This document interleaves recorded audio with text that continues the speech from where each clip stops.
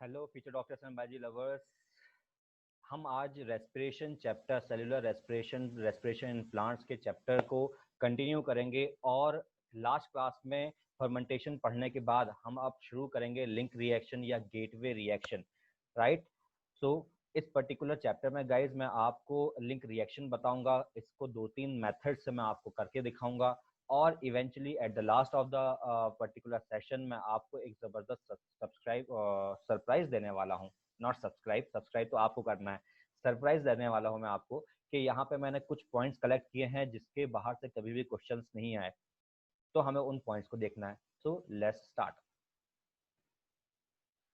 Hello guys, hello doctors. I welcome you to Dr. Khan Biology, where we discuss education, career and beyond that.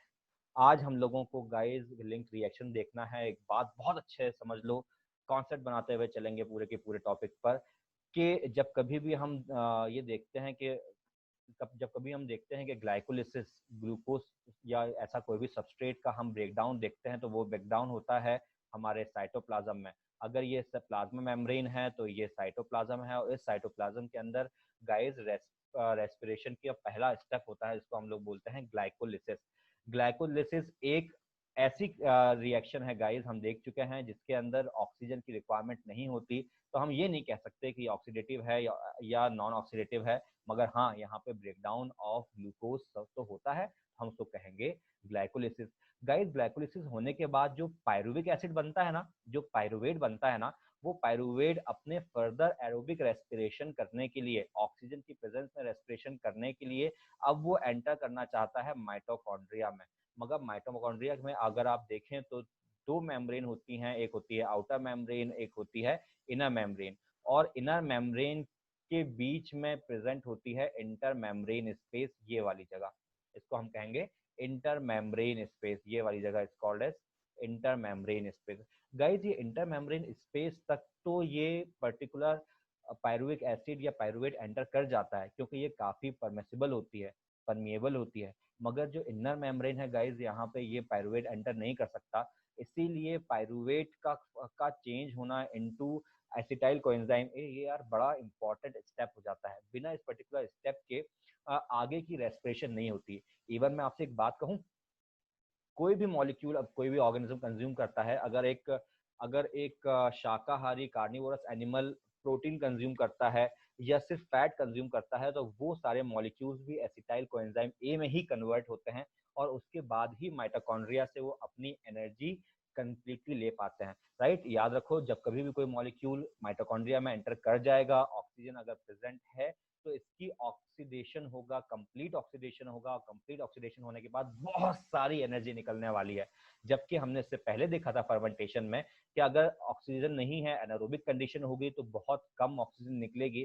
सिर्फ 7%, 7% oxygen energy निकल रही थी। आपको याद आ रहा है, सिर्फ ग्लाइकोलिसिस के ही 2 एटीपी एनारोबिक रेस्पिरेशन में प्रोड्यूस होते हैं, मगर यहाँ पे बहुत सारे एटीपीज प्रोड्यूस होने वाले हैं गाइस। राइट, और वो सारे के सारी रिएक्शंस जो यहाँ स्टार्ट होने वाली है वो कहाँ होगी, वो स्टार्ट होगी इसी पर्टिकुलर इंटर मेम्ब्रेन स्पेस में। चाहो तो एक स्क्रीन क्लिक कर लो, आप लोग स्क्रीनशॉट ले लो।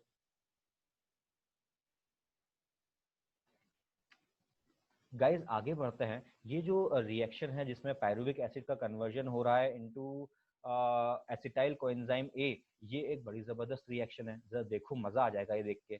पायरुवेट एक 3 कार्बन कंपाउंड है, जबकि एसिटाइल कोएंजाइम ए जो है वो एक 2 कार्बन कंपाउंड है। राइट, पायरुवेट एक 3 कार्बन कंपाउंड है, जबकि एसिटाइल कोएंजाइम ए जो है वो एक 2 कार्बन कंपाउंड है गाइस। राइट, तो जाहिर सी बात है बीच में कहीं ना कहीं एक कार्बन डाइऑक्साइड का, एक कार्बन का लॉस होना है। तो याद रखो, जब कभी भी किसी रिएक्शन में कार्बन डाइऑक्साइड का लॉस होता है तो ऐसी रिएक्शन को हम लोग बोलते हैं डी कार्बोक्सिलेशन रिएक्शन। नाम से ही समझ में आ रहा है कि यहाँ पे कार्बन डाइऑक्साइड का रिमूवल होगा, डी मतलब रिमूवल होगा, और वो एज अ वेस्ट हमारे उस पर्टिकुलर पॉइंट से बाहर निकल जाएगी, तो हम उसको बोलते हैं D carboxylation reaction. Right guys, बात समझना, इस पर्टिकुलर रिएक्शन में एक बात और हो रही है। इसमें एक प्रोटॉन स्कैवेंजर NAD जो है, nicotinamide adenine di nucleotide ion present आता है और वो जो है प्रोटॉन निकाल के ले जाता है। इसका मतलब क्या हुआ कि अगर किसी मॉलिक्यूल्स में से, पायरुवेट के किसी मॉलिक्यूल्स में से रिमूवल ऑफ प्रोटॉन हो रहा है, मतलब इसको हम कहेंगे ऑक्सीडेशन रिएक्शन। इसको हम क्या कह सकते हैं?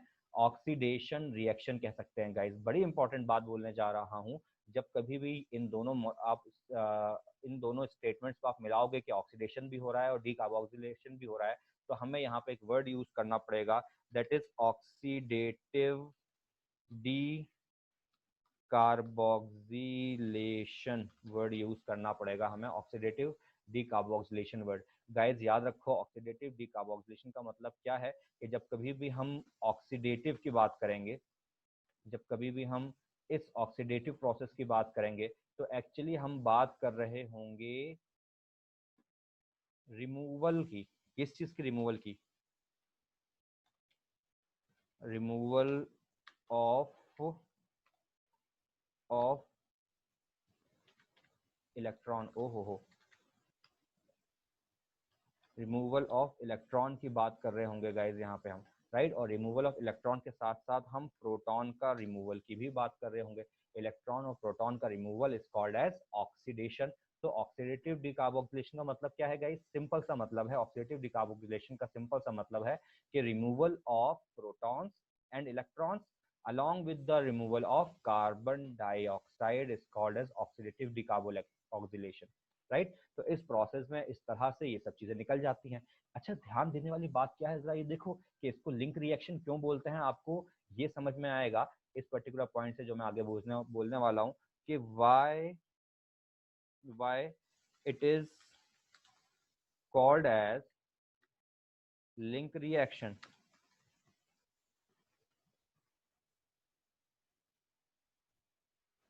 why it is called as link reaction, ये आपको अब यहाँ से समझ में आना चाहिए कि इसको लिंक रिएक्शन क्यों बोलते हैं। जरा देखना, लिंक रिएक्शन हम इसको इसलिए बोलते हैं क्योंकि यहाँ पे इसने ग्लाइकोलिसिस के प्रोडक्ट पायरुवेट को इलेक्ट्रॉन ट्रांसपोर्ट चेन तक मिला दिया है, राइट। इसके जो इलेक्ट्रॉन ट्रांसपोर्ट, इसका जो प्रोटॉन्स हैं इलेक्ट्रॉन ट्रांसपोर्ट चेन तक पहुंचेंगे, तो ये पायरुवेट ग्लाइकोलिसिस को कनेक्ट कर रहा है to the electron transport chain and to the Krebs cycle. That is why this is called as link reaction. Very important for board examinations and sometimes for NEET examination also.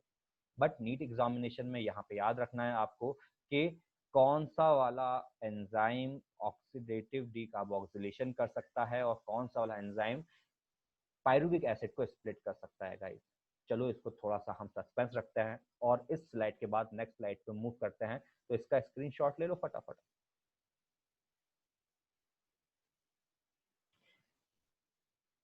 मुझे याद है, मुझे पता है कि मैंने अभी आपको कोएंजाइम ए के बारे में नहीं बताया है।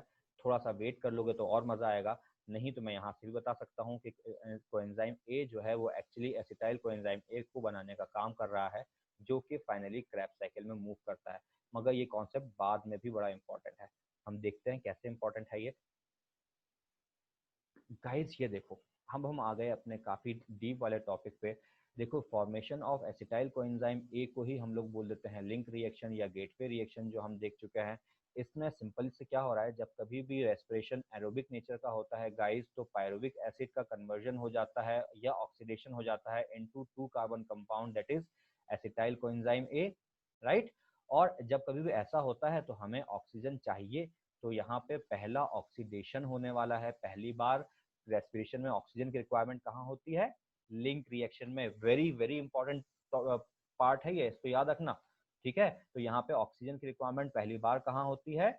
लिंक रिएक्शन में। और पहली बार कार्बन डाइऑक्साइड कहाँ निकलता है? वो भी लिंक रिएक्शन में ही निकलता है। अच्छा, एक बार अगर एसिटाइल कोएंजाइम ए बन गया तो फिर वो कनेक्टिंग लिंक की तरह काम करता है between glycolysis and Krebs cycle and electron transport chain, right. अच्छा गाइज याद रखो, यहाँ पे पर्टिकुलर रिएक्शन में देखो हो क्या रहा है। यहाँ पे दो प्रोसेस एक साथ हो रही है। मैं आपको पहले ही बता चुका हूँ कि यहाँ पे रिमूवल ऑफ कार्बन डाइऑक्साइड हो रहा है और रिमूवल ऑफ हाइड्रोजन हो रहा है। तो removal of hydrogen is called as oxidation, इसीलिए हमने बोला था इसको ऑक्सीडेटिव डीकार्बोक्सिलेशन की प्रोसेस बोला था। और गाइज याद रखो, ये ऑक्सीडेटिव डीकार्बोक्सिलेशन की जो प्रोसेस होती है ना, ये peri mitochondrial inter mitochondrial space में होती है। और इसके लिए जो एंजाइम यूज हो रहा है, देखो उसका नाम कितना शानदार है, उसका नाम है पायरुवेट डिहाइड्रोजिनेज। कितना जबरदस्त नाम है, कर रहा है डिकार्बोक्सिलेशन, मगर नाम क्या है एंजाइम का, डिहाइड्रोजिनेज नाम है। क्योंकि पता है क्यों, क्योंकि इस डिहाइड्रोजिनेज एंजाइम का काम होता है इस पायरुविक एसिड में इस कोएंजाइम ए को मिलाना, मगर ये कोएंजाइम ए पायरुविक एसिड से ना मिलकर जो इंटरमीडिएट मॉलिक्यूल बनता है उससे जाके मिल जाता है, राइट, डिकार्बोक्सिलेशन होता है तब। है समझ जबरदस्त बात। अच्छा एक चीज और देखो, यहाँ से नीट के क्वेश्चंस आएंगे बहुत सारे कि यहाँ पे कौन कौन से मॉलिक्यूल, कौन कौन से कोफैक्टर्स की यूज होता है।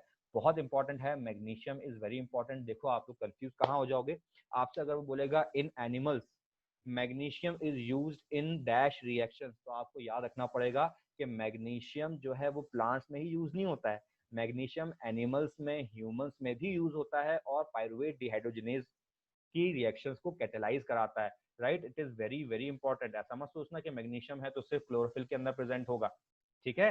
अच्छा इसके साथ साथ यहाँ पे जो फैक्टर्स यूज होते हैं उस पे, उसमें लाइपोलिक एसिड है और थायमीन पायरोफॉस्फेट है, टीपीपी, थायमीन पायरोफॉस्फेट भी इसके अंदर ऐड होता है गाइस, याद रखो, आपको ये याद रखना पड़ेंगे। इसके अलावा निकोटिनामाइड, एडेनाइन डाइन्यूक्लियोटाइड और कोएंजाइम ए। तो कुल मिला के 5 चीजें यूज हो रही हैं गाइस, ध्यान देना। इस लिंक रिएक्शन में पायरुविक एसिड को कोएंजाइम ए के साथ मिलाने के चक्कर में 5 चीजें यूटिलाइज हो रही हैं। सबसे पहले तो पायरुवेट डिहाइड्रोजिनेज एंजाइम यूटिलाइज हो रहा है, उसके बाद कोएंजाइम ए यूटिलाइज हो रहा है, मैग्नीशियम आयंस यूटिलाइज हो रहे हैं, लाइपोलिक एसिड यूटिलाइज हो रहा है और थायमीन पायरोफॉस्फेट यूटिलाइज हो रहा है, राइट।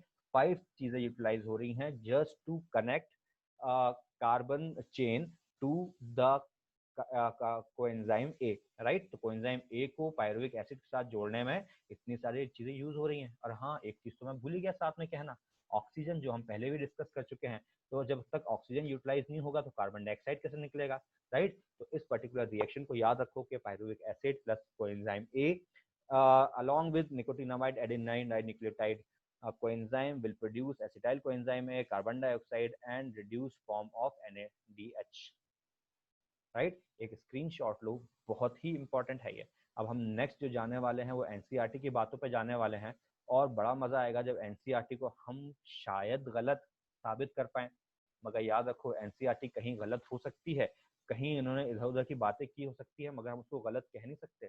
देखो हमारे पापा जो है ना, इनको भी हम कभी गलत नहीं बोल सकते, क्यों, क्योंकि पापा कभी गलत होते नहीं है, boss is never wrong, right. तो एक बात समझो भाई, कई जगहों पे एनसीईआरटी ने कुछ ऐसे वर्ड यूज किए हैं जिसपे कंफ्यूजन क्रिएट होता है, they are not wrong, but उन्होंने ऐसे वर्ड्स यूज किए हैं जहाँ पे थोड़ा सा कंफ्यूजन क्रिएट होता है, तो हमें उस कंफ्यूजन के बाहर निकल के बात करना पड़ेगी। तो बहुत ध्यान से सुनना, एनसीईआरटी बेस्ड बातों पे आ गया हूँ अब मैं। देखते हैं, एनसीईआरटी लिख रही है for aerobic respiration to takes place within mitochondria the final product of glycolysis, that is pyruvate, is transported from cytoplasm into the mitochondria। क्या बोला इन्होंने कि एरोबिक रेस्पिरेशन के लिए जो हमारा ग्लाइकोलिसिस का प्रोडक्ट है पायरुविक एसिड या पायरुवेट, उसका जरूरी है कि वो साइटोप्लाज्म से माइटोकॉन्ड्रिया में ट्रांसपोर्ट हो जाए। और इस ट्रांसपोर्ट होने के लिए दो क्रूशियल इवेंट्स बहुत इंपॉर्टेंट हैं, इस रेस्पिरेशन के लिए दो इवेंट्स बहुत क्रूशियल हैं। देखो इस पर्टिकुलर पॉइंट तक इन्होंने अभी तक ये नहीं बोला कि माइटोकॉन्ड्रिया में कहाँ तक, क्या पेरी माइटोकॉन्ड्रियल स्पेस तक के माइटोकॉन्ड्रियल मैट्रिक्स इनर साइड पे, ये इन्होंने अभी तक नहीं बोला है। देखते हैं शायद वो आगे बोला हो। The complete oxidation of pyruvate, the complete oxidation of pyruvate by stepwise removal of hydrogen atoms leaving 3 molecules of carbon dioxide, ये बड़ा इंपॉर्टेंट प्रोसेस है। तो एक बात सोचो, क्या पायरुवेट जो होता है वो डायरेक्टली पूरे के पूरे हाइड्रोजन एटम्स को, कार्बन डाइऑक्साइड को रिलीज करता है, क्या सारे के सारे काम एक साथ कर देता है? नहीं गाइस, ये 2 स्टेप प्रोसेस है। जब कभी भी पायरुवेट जो है कार्बन डाइऑक्साइड रिलीज करता है तो पहला लिंक रिएक्शन में कार्बन डाइऑक्साइड रिलीज करता है और दूसरा ये कार्बन डाइऑक्साइड रिलीज करता है क्रेब्स साइकिल्स के अंदर, राइट। तो कुछ हद तक ऑक्सीडेशन लिंक रिएक्शन में हो जाएगी और कुछ हद तक ऑक्सीडेशन जो है वो क्रैब साइकिल में होगी, राइट। देखो अब इस पर्टिकुलर क्रैब साइकिल के बाद जो भी इलेक्ट्रॉन्स और प्रोटॉन्स निकलते हैं, मैंने आपसे बताया था removal of electrons and protons is called as शाबाश oxidative oxidation, right. Oxidative decarboxylation मैंने बताया था, तो ऑक्सीडेटिव का पार्ट है इलेक्ट्रॉन का रिमूवल और हाइड्रोजन का रिमूवल। तो जब कभी भी हाइड्रोजन और इलेक्ट्रॉन रिलीज होते हैं तो ये दोनों मॉलिक्यूल्स जो हैं वो साइमल्टेनियसली पहुंच जाते हैं इलेक्ट्रॉन ट्रांसपोर्ट चेन में और बनाते हैं adenosine triphosphate, the energy currency of the cell. और इस सब प्रोसेस में ऑक्सीजन का यूटिलाइजेशन कर देते हैं। So the passing of electrons removed as a part of hydrogen atoms to the molecular oxygen will simultaneously synthesize ATP also, right? अब एक बड़ा इंपॉर्टेंट पॉइंट यहाँ पे ये लोग बोलने जा रहे हैं, हमें सबको ध्यान रखना है। वेरी वेरी इंपॉर्टेंट पॉइंट बोलने जा रहे हैं ये लोग। क्या बोलने जा रहे हैं? what is that is interesting to note that the first process takes place in the matrix of mitochondria, while the second process is located on the inner membrane of mitochondria। ये कर दी गड़बड़ इन्होंने। गाइस इन्होंने ये नहीं बोला कि mitochondria के कहाँ पे होता है, इन्होंने जनरल प्रोस्पेक्टिव दे दिया, राइट। जैसे कि इंडिया में बहुत सारे रिलीजन्स मनाए होते हैं, बट इन्होंने ये नहीं बोला कि साउथ इंडिया में फलाना, नॉर्थ इंडिया में फलाना, इस जगह पे ये, इस जगह पे ये, नहीं। उन्होंने एक जनरल स्टेटमेंट दे दिया है गाइस, राइट। तो आपको इसको भी मान के चलना पड़ेगा। अब जब कभी भी एग्जाम में क्वेश्चन आएगा कि कौन कौन सी 2 स्टेप्स होती हैं ऑक्सीडेशन ऑफ पायरुविक एसिड करने के लिए और वो कहाँ होती हैं, तो आपको ऑप्शंस में ढूंढना पड़ेगा कि ऑप्शंस में क्या दिया हुआ है। अगर ऑप्शंस में सिर्फ माइटोकॉन्ड्रियल मैट्रिक्स दिया है तो ठीक है, और अगर ऑप्शंस के अंदर पेरी माइटोकॉन्ड्रियल स्पेस दे दिया है ना, तो फिर आपको पेरी माइटोकॉन्ड्रियल स्पेस ही लिखना पड़ेगा, ठीक है।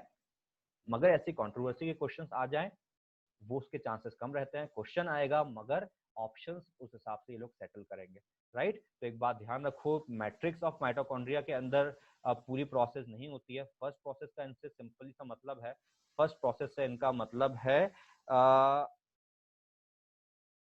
Krebs cycle. क्रेब्स साइकिल को इन्होंने फर्स्ट स्टेप बोला है, और यहाँ पे इलेक्ट्रॉन ट्रांसपोर्ट चेन को इन्होंने सेकंड स्टेप बोला है। मगर आप तो जानते हो अच्छे से कि फर्स्ट स्टेप जो है वो क्रेब्स साइकिल नहीं है, फर्स्ट स्टेप जो है वो लिंक रिएक्शन है, और लिंक रिएक्शन कहाँ होती है? पेरी माइटोकॉन्ड्रियल स्पेस में। तो गाइस एक बहुत सीधी सी बात है कि जो माइटोकॉन्ड्रिया है उस माइटोकॉन्ड्रिया के अंदर यहाँ पे बहुत सारे क्रिस्टी प्रेजेंट होते हैं, राइट। यहाँ पे बहुत सारे क्रिस्टी प्रेजेंट होते हैं। तो ये वाला पार्ट जो है, अंदर वाला part, that is called as matrix, और ये है इनर मैट्रिक्स माइटोकॉन्ड्रियल मेम्ब्रेन। तो याद रखो गाइस, जितने भी क्रेब साइकिल के एंजाइम है ना, वो इस ग्रीन पोर्शन में मैट्रिक्स के अंदर पाए जाते हैं, राइट। जबकि जितने भी इलेक्ट्रॉन ट्रांसपोर्ट चेन के प्रोटीन्स हैं वो इन मेम्ब्रेन्स के ऊपर पाए जाते हैं, कुछ ऐसे। अगर आपको ग्रीन डॉट नजर आ रहे हो तो आपको ये बात समझ में आ रही होगी, राइट। यहाँ पे माइटोकॉन्ड्रिया, यहाँ पे इलेक्ट्रॉन ट्रांसपोर्ट चेन के सारे प्रोटीन्स पाए जाएंगे, और एलईटीसी का जो काम होगा वो इसी जगह पे होगा, राइट। तो यहाँ से बेटा क्वेश्चन आने के चांसेस बहुत ज्यादा हैं। एक स्क्रीनशॉट क्लिक करो और हम आगे बढ़ेंगे।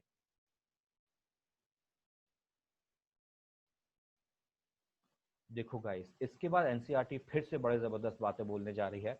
उसने बोला एनसीईआरटी ने कि जब कभी भी पायरुवेट से आगे फॉर्मेशन होता है, ऑक्सीडेशन होता है, तो सबसे पहले ग्लाइकोलाइटिक कैटाबॉलिज्म होता है, मतलब ग्लाइकोलिसिस होता है। Pyruvate which is formed by glycolytic catabolism का ग्लाइकोलाइसिस से जो बनता है पायरुवेट, राइट, वो साइटोसॉल में होता है। और एक बार साइटोसॉल से ये जब माइटोकॉन्ड्रियल मैट्रिक्स में एंटर करता है, देखो उन्होंने फिर मैट्रिक्स बोल दिया, राइट, तो इसका पहली बार ऑक्सीडेटिव डीकार्बोक्सिलेशन होता है, राइट। मैंने देखो यहाँ लिख दिया है, oxidative means removal of electron and protons, and decarboxylation means removal of carbon dioxide, right, by a complex set of reactions called catalysed by pyruvate dehydrogenase. तो हम ये भी देख चुके हैं कि प्रोडक्ट के नाम पे एंजाइम का नाम है भाई, ध्यान रखना, राइट। पायरुवेट डिहाइड्रोजिनेज की मदद में ऐसा सारे काम होते हैं। Their reaction is catalyzed by pyruvate dehydrogenase, which requires the participation of several coenzymes, including NAD+ and coenzyme A. Right? देखो एनसीईआरटी ने सिर्फ ये 2 बोले हैं, मगर मैंने आपको तो और भी चीजें बताई हैं। मैंने आपको बताया है कि यहाँ पे मैग्नीशियम आयन प्रेजेंट होता है, मैंने आपको बताया है कि यहाँ मैग्नीशियम आयन प्रेजेंट होता है, मैंने आपको बताया है कि यहाँ पे लाइपोलिक एसिड प्रेजेंट होता है, मैंने आपको बताया है कि यहाँ पे टीटीपी भी प्रेजेंट होता है, राइट, थायराइड पायरोफॉस्फेट, ठीक। अच्छा, इसको याद रखो गाइज, और एक स्क्रीनशॉट क्लिक करो। आपको यहाँ पे याद रखना पड़ेगा एंजाइम्स के साथ कौन कौन से कोफैक्टर्स यूटिलाइज हो रहे हैं। क्लिक, स्क्रीनशॉट ले लो।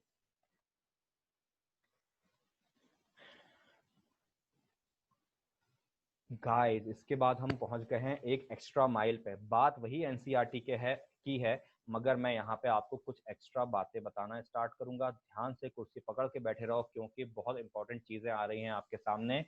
एग्जाम में ना आया तो ना आया, वैसे एग्जाम में आएगा। बहुत इंपॉर्टेंट पार्ट बोलने जा रहा हूँ।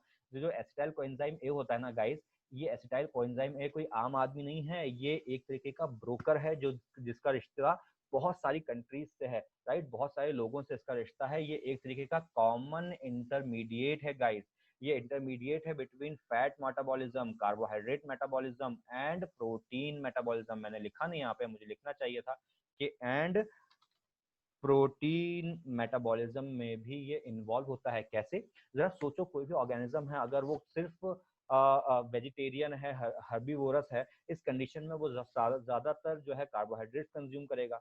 ठीक है, समझ में आता है, ग्लाइकोलिसिस से एनर्जी मिल जाएगी। मगर क्या हो अगर आप एक टाइगर कार्निवोरस की बात करो, वो तो केवल और केवल एक ही चीज पे डिपेंड करता है, वो है फ्लैश। और फ्लैश के अंदर कार्बोहाइड्रेट्स की मात्रा बहुत कम होती है। तो क्या प्रोटीन से भी एनर्जी ली जा सकती है?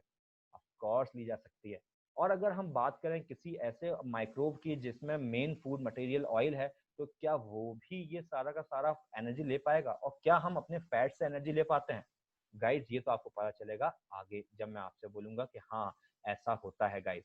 बहुत ध्यान देना, अगले 2 मिनट मुझे आपके बहुत ज्यादा चाहिए। आप ये बात समझ लो कि जितने भी सबस्ट्रेट्स हैं उनको बोलते हैं रेस्पिरेटरी सबस्ट्रेट्स। और रेस्पिरेटरी सबस्ट्रेट्स जो है ना गाइस, कार्बोहाइड्रेट भी हो सकते हैं, प्रोटीन्स भी हो सकते हैं, और फैट भी हो सकता है, राइट। याद रखो, जब कभी भी हम फैट की बात करें तो फैट्स जब कभी भी हमारी बॉडी में जाता है तो लाइपेज एंजाइम उसे डाइजेस्ट करता है। डाइजेशन करने के बाद वो फैट कन्वर्ट हो जाता है इनटू फैटिक एसिड्स एंड ग्लिसरॉल। याद रखो गाइस, ग्लिसरॉल जो है वो तो फर्दर पहुंच जाएगा ग्लाइकोलिसिस के अंदर। ग्लिसरॉल में कुछ चेंजेस आते हैं।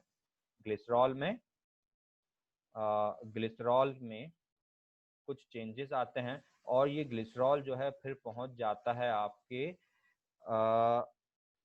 ग्लाइकोलिसिस के अंदर एंटर कर जाता है, राइट। ग्लाइकोलिसिस के अंदर एंटर कर जाता है। मगर जो फैटी एसिड्स है ना, फैटी एसिड्स का कुछ और होता है। फैटी एसिड्स के साथ बीटा ऑक्सीडेशन होता है गाइस। बीटा ऑक्सीडेशन का सिंपल सा मीनिंग है, बीटा ऑक्सीडेशन का सिंपल सा मीनिंग है कि किसी लंबी सी फैटी एसिड चेन का जो अल्फा के बाद बीटा कार्बन होता है, मतलब 2 कार्बन को ये कट कर देगा और उन 2 कार्बन को लेकर ये बना देगा एसिटाइल कोएंजाइम ए, राइट। तो beta position of any fatty acid chain जब ऑक्सीडेशन होता है तो हम उसको क्या बोलते हैं? बीटा ऑक्सीडेशन बोलते हैं। और याद रखो, इस बीटा ऑक्सीडेशन में ना बहुत ही इंपॉर्टेंट एनर्जी का रिलीज होता है। करीब करीब 5 एटीपी रिलीज होते हैं। 2 एटीपी बाय FADH2 रिलीज हो सकते हैं इलेक्ट्रॉन ट्रांसपोर्ट चेन में जाने के बाद, और 3 मॉलिक्यूल्स एटीपी प्रोड्यूस होते हैं बाय NADH2 मॉलिक्यूल, राइट। तो आपको ये याद रखना है, बहुत इंपॉर्टेंट है बीटा ऑक्सीडेशन। तो बीटा ऑक्सीडेशन से क्या बनेगा? एसिटाइल कोएंजाइम ए, और एसिटाइल कोएंजाइम ए जो है वो finally Krebs cycle, TCA cycle, citric acid cycle में चला जाएगा। फिर वो इलेक्ट्रॉन ट्रांसपोर्ट चेन में जाके एनर्जी देगा, राइट। तो गाइस, आपको ये बात भी मुझे लगता है कि पता होगी थोड़ी बहुत कि FADH2 जो है ये 2 एटीपी प्रोड्यूस करता है, NADH2 जो है वो 3 एटीपी प्रोड्यूस करता है जब ये लोग इलेक्ट्रॉन ट्रांसपोर्ट चेन में एंटर करते हैं तब, राइट। गाइस, इसके बाद आते हैं प्रोटीन की बारी। तो जब कभी भी हम खाने में प्रोटीन खाते हैं तो उसका डाइजेशन एब्जॉर्प्शन होने के बाद जो हाइड्रोलिसिस होता है, हाइड्रोलिसिस मतलब ऑक्सीजन में मिलने के बाद, कंबाइन होने के बाद जो हाइड्रोलिसिस होता है, उस हाइड्रोलिसिस से ये कन्वर्ट हो जाता है अमीनो एसिड्स में, इसके मोनोमर्स में कन्वर्ट हो जाता है। और वहां पर फिर दोबारा से नेक्स्ट स्टेप होता है जिसको हम लोग बोलते हैं डी अमाइनेशन रिएक्शन। देखो, नाम से समझ में आएगा, डी अमाइनेशन का मतलब अमाइनो एसिड का के अंदर से NH2 अमाइड ग्रुप का निकल जाना, रिमूव हो जाना, दैट इज कॉल्ड एज डीअमाइनेशन। तो सिर्फ R रेडिकल पॉइंट रह जाएगा और उस रेडिकल से एसिटाइल कोएंजाइम ए बन जाएगा। तो देखो, प्रोटीन से भी फाइनली क्या बन रहा है? कोएंजाइम ए बन रहा है, एसिटाइल कोएंजाइम ए बन रहा है। और फैट से भी फाइनली एसिटाइल कोएंजाइम ए बन रहा है। अब हम बात करते हैं कार्बोहाइड्रेट से, तो ये आपको पता ही है कार्बोहाइड्रेट्स का भी हाइड्रोलिसिस होता है, सिंपल शुगर्स में कन्वर्ट होते हैं, सिंपल शुगर से ग्लाइकोलिसिस होती है, ग्लाइकोलिसिस से ऑक्सीडेटिव डीकार्बोक्सिलेशन होता है जिसको आप लोग लिंक रिएक्शन बोलते हो, राइट। और इस लिंक रिएक्शन से एसिटाइल कोएंजाइम ए बनता है, राइट। तो देखो हर जगह वो लिंक रिएक्शन कॉमन है, एसिटाइल कोएंजाइम ए कॉमन है, जिसके बाद ये सारा का सारा काम आगे बढ़ता है गाइस, राइट। एक जबरदस्त आप इसका स्क्रीन प्रिंट लो, स्क्रीन शॉट लो, और हमें आगे बढ़ना पड़ेगा। बहुत ज्यादा यहाँ से क्वेश्चंस आने के चांसेस हैं। अब हम फाइनली पहुंच रहे हैं हमारे उस जगह पे जहां से बहुत सारे क्वेश्चंस हमें देखने को मिलेंगे गाइस। जो मैंने आपसे वादा किया था कि मैंने बहुत सारे क्वेश्चंस इकट्ठा कर लिए हैं, एक पॉइंट बना लिया है। अगर सिर्फ आप ये याद रख लो, सिर्फ इसका स्क्रीनशॉट ले लो, तो भी आपका क्वेश्चंस कहीं नहीं जा रहे, सारे की सारी चीजें आप लोग इजीली हल कर लोगे, राइट। देखो लिंक रिएक्शन क्या है? Link reaction is the link between glycolysis and Krebs cycle, right, where pyruvate from the glycolysis is enter into the mitochondria. Mitochondria के अंदर पायरुवेट जो है वो एंटर करता है। कैसे करता है? एसिटाइल कोएंजाइम ए के फॉर्म में काम करता है, right. Enzymes in the matrix of mitochondria remove one carbon dioxide and hydrogen from the pyruvate। आपको याद रखना है कितने कार्बन डाइऑक्साइड रिलीज कर रहा है? ये एक कार्बन डाइऑक्साइड रिलीज कर रहा है in the link reaction, right. और इस कंडीशन में NAD है वो हाइड्रोजन को एक्सेप्ट करके NADH+H+ बना रहा है, राइट। और जब ऐसा होता है, removal of electron, removal of proton होता है, तो हम उसको बोलते हैं ऑक्सीडेशन प्रोसेस, राइट। और रिमूवल ऑफ कार्बन डाइऑक्साइड को हम लोग बोलते हैं डीकार्बोक्सिलेशन प्रोसेस। और इस पूरी प्रोसेस को कुल मिला के क्या बोल दोगे? Oxidative decarboxylation, right. याद रखो ये ऑक्सीडेटिव डीकार्बोक्सिलेशन के बाद जो प्रोसेस, जो कंपाउंड बना है कोएंजाइम ए के साथ मिलने के बाद जो बना है एसिटाइल कोएंजाइम ए, वो acetyl coenzyme A Krebs cycle में एंटर करता है and it is link between many biological reactions. So guys ये आपको याद रखना पड़ेगा। अगर दोबारा चाहो तो इस वीडियो को दोबारा देखो। और हाँ, अगर आपको ये सारी की चीज़ें समझ में आई हैं, सब का सब कॉन्सेप्ट समझ में आया है, तो भाई सब्सक्राइब करना, लाइक करना, अपने फ्रेंड्स को शेयर करना मत भूलना, क्योंकि ये बहुत इंपॉर्टेंट है मेरे लिए, आपके लिए, और मेरे वीडियोस बनाते रहने के लिए। हमारा इकलौता जो टारगेट है गाइस, वो है नीट में बेहतर से बेहतर मार्क्स लाना, नीट में फोड़ कर रख देना है हम लोगों को, राइट। क्योंकि मुझे आप पे पूरा भरोसा है और आपको भी अपने आप पर पूरा भरोसा होना चाहिए, तो मुझे पता है आप लोग कर लेंगे। सो बाय फॉर नाउ, बाय।